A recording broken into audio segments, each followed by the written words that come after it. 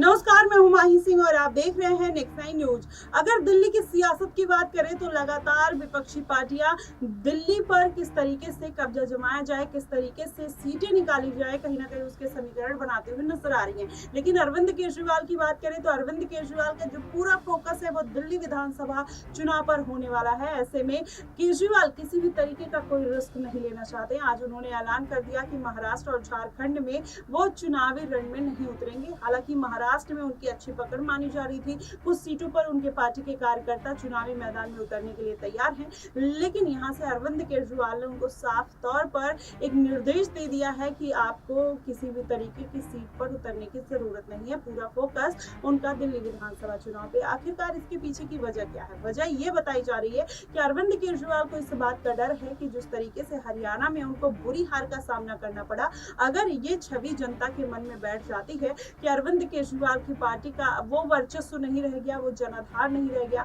जिसकी वजह से वो हर राज्य में हारते हुए नजर आ रहे हैं। ये कारण कहीं ना कहीं इसका इफेक्ट जो है वो दिल्ली की जनता पर भी पड़ता हुआ नजर आएगा। इसलिए आम आदमी पार्टी की छवि खराब ना करने के लिए अरविंद केजरीवाल झारखंड और महाराष्ट्र के चुनावी समीकरण से पीछे हटते हुए नजर आ रहे हैं, क्योंकि उनकी निगाहें दिल्ली की सीटों पर है। इसलिए अब माना यह जा रहा है कि अरविंद केजरीवाल ने मास्टर प्लान बनाया है कि वो चुनावी समीकरण में नहीं उतरेंगे, वहां पर वो कांग्रेस पार्टी को समर्थन करते हुए नजर आएंगे। वहीं दूसरी तरफ अगर देखा जाए तो भारतीय जनता पार्टी दिल्ली की सत्ता पर काबिज होने के लिए पूरी तरीके से तैयार है। अरविंद केजरीवाल ने सीएम चेहरे के तौर पर आतिशी मार्लेना को मैदान में उतार दिया है, लेकिन भारतीय जनता पार्टी की तरफ से अभी किसी भी नाम का ऐलान नहीं हुआ है। आखिरकार भारतीय जनता पार्टी अगर सीएम चेहरे को नहीं लेकर आएगी तो क्या वही कांग्रेस वाली स्ट्रेटेजी दोहराती हुई नजर आएगी? तो क्या जनता वो विश्वास अब भारतीय जनता पार्टी के ऊपर दिला पाएगी या कर पाएगी? कहीं ना कहीं ये कहना बेहद मुश्किल है।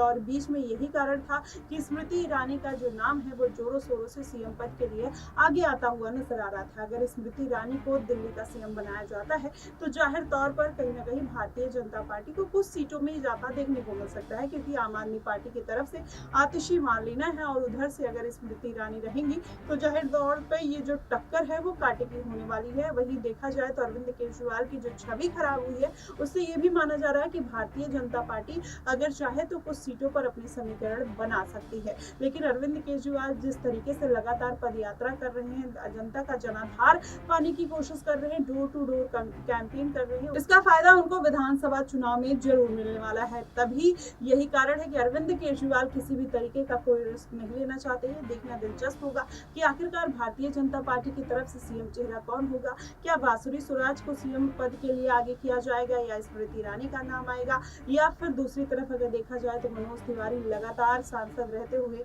सीएम पद के दावेदार के रूप में सामने आ सकते हैं। वहीं दूसरी तरफ आतिशी मार्लेना या अरविंद केजरीवाल, ये जीत के बाद पूरा क्लियर होता हुआ नजर आएगा। फिलहाल दिल्ली में केजरीवाल की सरकार बनेगी या भारतीय जनता पार्टी की? आपको क्या कुछ लगता है? आप हमें कमेंट बॉक्स में जरूर बताइएगा। फिलहाल के लिए बस इतना ही। देश और दुनिया की तमाम खबरों के लिए हमारे साथ बने रहिएगा नेक्स्ट 9 न्यूज पर।